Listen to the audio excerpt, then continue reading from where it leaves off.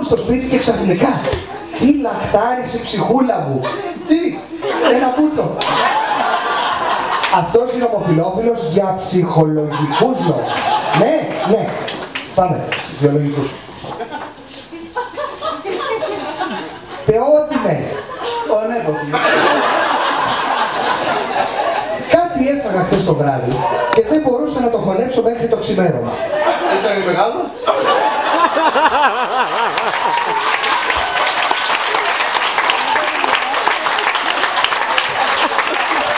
Ναι, ήταν μεγάλο και δεν μπόρεσα να το χωνέψω.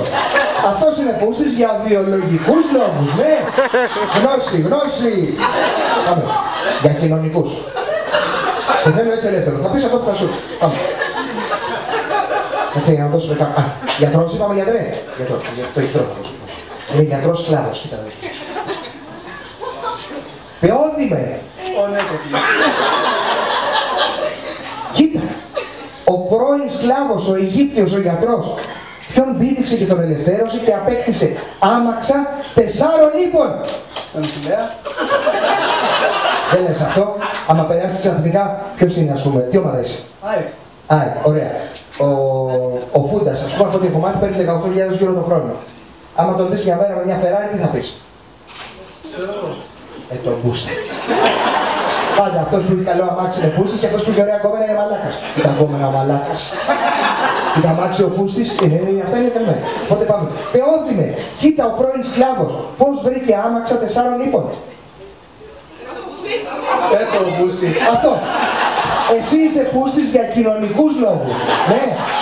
Έρευνα ρε, όχι αστεία. Λοιπόν, και μια που είσαι καλός τώρα και αρέσεις, θα πάμε γρήγορα στο τελευταίο κεφάλαιο που δείχνει πραγματικά πόσο απελευθερωμένη ήταν αυτή η κοινωνία σεξουαλικά και πώς μετά καταντήσαμε εδώ που καταντήσαμε. Κοιτάξτε. Γιατί μετά περάσαμε από τον χριστιανισμό. Εκεί αρχίζει το βάσανο. Ό,τι διαβάζω, αν κάνω λάθος, δώσε.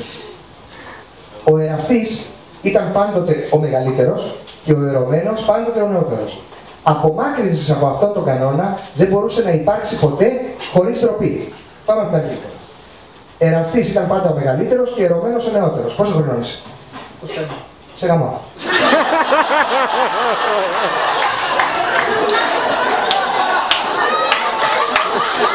Με την αρχαιοελληνική έννοια. Όχι αυτά τα φθηνά.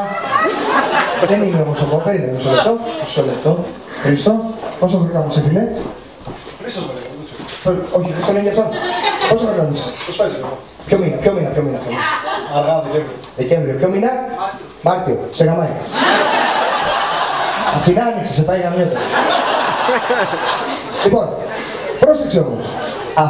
Εσύ έχεις δικαίωμα να πάψεις να γαμιέσαι από αυτόν. Και αυτός έχει δικαίωμα να πάψει να γαμιέται από μένα, όπως λέει το βιβλίο. Όμως, απομάκρυνσης από αυτόν τον κανόνα δεν μπορούσε να υπάρξει ποτέ χωρίς ντροπή. Δηλαδή, αν θες μπορείς να πάψεις να σε γαμάω, αλλά πρέπει να ντρέπεσαι. Άλλος κόσμος, πραγματικά. Ναι, κοιτάξτε το. Το ίδιο πρόσωπο δεν μπορούσε να είναι ταυτοχρόνως ενεργητικός και παθητικός ομοφυλόφιλος με τον ίδιο ερωμένο. Το αυτό όμως χρονικό διάστημα μπορούσε ως μεγαλύτερος να είναι εραστής, δηλαδή ενεργητικός κάποιου, και ως μικρότερος να είναι ερωμένος, παθητικός κάποιου άλλου, χωρίς κανένα πρόβλημα. Το καταλαβαίνεις? Δηλαδή, επειδή εγώ μεγαλύτερος από σένα, μόνο εγώ μπορώ να σε γαμάω.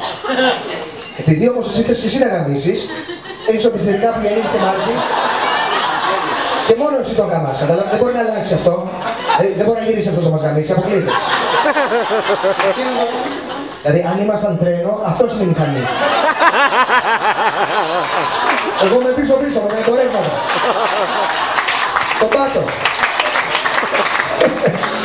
Λοιπόν, ο εραστής, στην προηγουμένη, εγώ για σένα δηλαδή και εσύ για αυτόν, εστόχευε στο να δείξει το δρόμο της αρετής στον ερωμένο του, γι' αυτό και οι γονείς ήταν υπερήφανοι για τον ιό τους που είχε πολλούς υποψηφίους εραστές. Δηλαδή δεν είναι απλό γαμίσι. Εγώ στην πραγματικότητα σε διδάσκω τον δρόμο για την αρετή, να εκείνη η αρετή. Και επειδή αυτό πρέπει να σου εντυπωθεί στο θυμικό, δείχνοντάς σου την αρετή, σου τραβάω για να μ' για να γράψει. Αντίστοιχα εσύ στον Χρήστο. Και πάει λέγοντα. Οι γονείς δεν πολύ περήφανοι. Α, ο γιος μας, φτάνει στην αρετή στο επόμενο εξάμηνο. Κοίτα όμως εδώ τι μας χαλάει τη δουλειά. Μόλις ο ερωμένος έβγαζε γένια, καλή ώρα εσύ, εδώ, αμέσως έπρεπε η σχέση αυτή να σταματάει για να μην προξενεί δυσάρεστα σχόλια. Δηλαδή, αν θες να συνεχίσεις φίλε να το παίρνεις από μένα, πρέπει να πάρεις ξεριστής. Ξεριστής.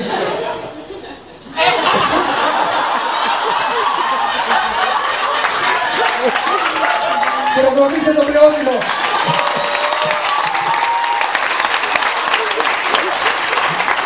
Έτσι μου βάλε το σέλι μου. Έχω και βίντεο γι' αυτό, σας δείξω. Έχω ένα αγγείο από το συγκεκριμένο βιβλίο. Έχει πολλά βέβαια. Άμα και το έριξει πάρτε το 15 € κάνει. Θα διασκεδάσετε πάρα πολύ με αυτό το βιβλίο. Αυτό το αγγείο λοιπόν κάποιος που είναι ευθυνιάρης, εντάξει και βλέπει όλη μέρα πρωινάδικα κτλ. Το βρίσκει ως πολύ γκέι, ότι δηλαδή ο ψηλός κύριος με τα μουσια κρατάει αυτό το φαλικό σύμβολο που είναι ένα κοκόρι και πηγαίνει με το άλλο του χέρι να πιάσει το πουλί του πιτσιρικά που έχει αυτό το στυλ του ρουβά. Το αξίρισε με την κοκούλα. Λοιπόν, εγώ δεν το βλέπω έτσι. Εγώ επειδή έχω καμένο εγκέφαλο από αψέντη και στην πραγματικότητα μπορώ να χαρακτηριστώ ως κνήτης αρχαιολάτρης, όλα αυτά μαζί, θολούρα ατέλειωτη, αυτό που βλέπω εδώ είναι το εξής. Είναι ένα χτύπημα στη φιλελεύθερη οικονομία, ένα χτύπημα στον καπιταλισμό και το χρήμα. Και εξυψώνει την κοινωνία την ανταλλακτική. Δηλαδή, πουλί δίνει, πουλί θέλει. Καμία πουστιά. Τίμια πράγματα. Πάρε πουλί, δώσε πουλί. Αυτά, πουστίες δεν υπάρχουν εδώ. Τέλος πάντων, το άκουσα το μαλάκα, ευχαριστώ. Έτσι μετράμε την παράσταση εδώ με το μαλάκα. Περνώντας λοιπόν, πέσαμε στο χριστιανισμό.